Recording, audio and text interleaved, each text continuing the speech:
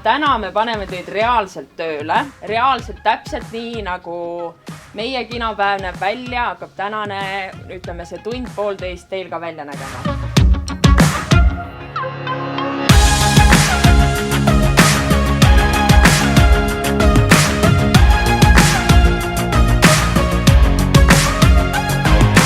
Päev läks üsna tegusalt, kõik olid väga tubli, aga kõik tegid väga hoolikalt tööd. Kui sa andsid neile mingise ülesande, siis nad tegid väga hoolikalt ja nad ei kiirustanud kuhugi. Väga toredad noored, mulle meeldib väga see pealehakkamine, mis noortel on. Ma imestan, et nii palju oli tahtjaid siia. Ma saan aru, et isegi üle 16 tahtis tulla siia. Ja mul on väga hea meel, et meil on siin ikkagi sellist töötaja peale kasvu tulemas. Väga palju koristasime.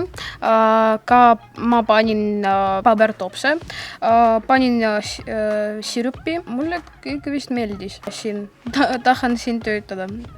Ise ma käin siin kinos päris tihti ja tore oli näha, kuidas siin kõik need laod ja need letitagused välja nägid. Ja ma kindlasti soovitaksin, sest et mulle endale väga meeldis. Kuna me tulime nii korraks siia, siis see, et ma ei saanud võib-olla kohe kõigist asjadest aru, mis me tegema pidime, sest et need pidi hästi kiiresti selgeks saama. Aga kindlasti, kui korralikult proovidagi siia tööle tulla ja saada see õige treening, siis ma arvan, et siis selle pika majaga saab kindlasti kõik selgeks.